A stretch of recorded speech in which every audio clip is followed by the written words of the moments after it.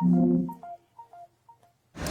always enjoyed the Sunday after a big Saturday at the races because we can look back to figure out who were the star performances. Curtis Kalleward has come up with his 3 stars. Curtis, where are we going to begin? We're going to start with Junior Alvarado. My man went 4 for 4 yesterday at Gulfstream Park, including 2 horses for trainer Bill of Mott. We know how well they team up together. When you're the connections that brought you Sovereignty, your Kentucky Derby winner, Belmont, Traverse winner, leading horse of the year candidate, you're like, okay, what are we going to have for next year's Derby Trail? How about Thunderously?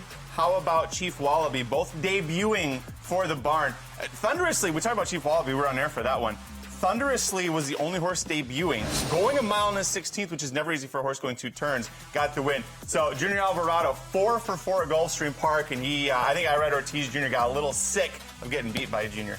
And I've heard this from, the jockey before Junior Alvarado, that when he was first riding for Bill Mott as the top call, when horses ascended to the stakes level, then he'd go get a more polished pilot. So he kind of had to pay his dues, even for Bill Mott, to actually hold the big key mounts. And, of course, Sovereignty would be leading that, and maybe some big stars yesterday in what was a wonderful Saturday at Gulfstream Park. All right, Curtis, we're heading to the West Coast next. Yeah, we're going to go with Explorer. Listen, I know that she didn't beat a whole lot as a 4-horse field, but the Breeders' Cup Juvenile Fillies runner-up, she just missed catching Super Corridor, who caught a flyer on the front end. She comes back and wins very impressively in the San Ynez Stakes. And what I liked about her is that cutting back 7 furlongs, which the only other time she raced at this, she lost the Del Mar debutante as a 2-year-old.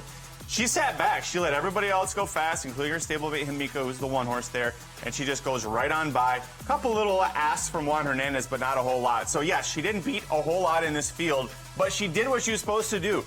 As a 1-9 favorite, she beat them by 5 lengths in hand. And Bob Baffert said after the race he was a little nervous on the backside. He's like, well, maybe she's not running. You know who wasn't nervous? Juan Hernandez.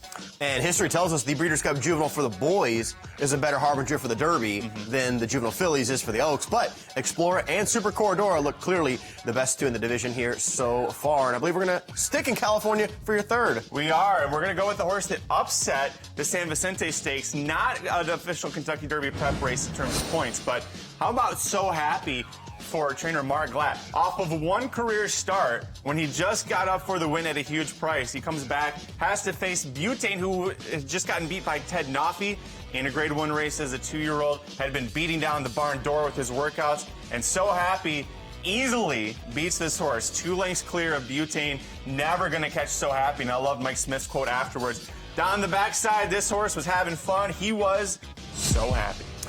No doubt about it. And, when I'm interviewing Mike Smith, I don't go for the questions of how does it feel late in your career, the retirement talk. Guy's still in absolute peak form. And Mark Glatt, of all trainers, this is the guy that sometimes can be Bob Baffert's kryptonite in sprint races. Yeah, I think back to Dr. Scheibel as a 2-year-old. Back-to-back races beat Spielberg. Remember, Spielberg was a $1 million horse that Scheibel beat him in the main special weight. They had a rematch in a Grade 1 race. And again, Dr. Scheibel got the job done. So Mark Glatt, he's a hell of a trainer and showed it that day. $150,000 purchase. So Happy beats the $1 million Butane. Curtis's 3 stars from yesterday from Florida to California, and we had live on-site coverage there at both destinations.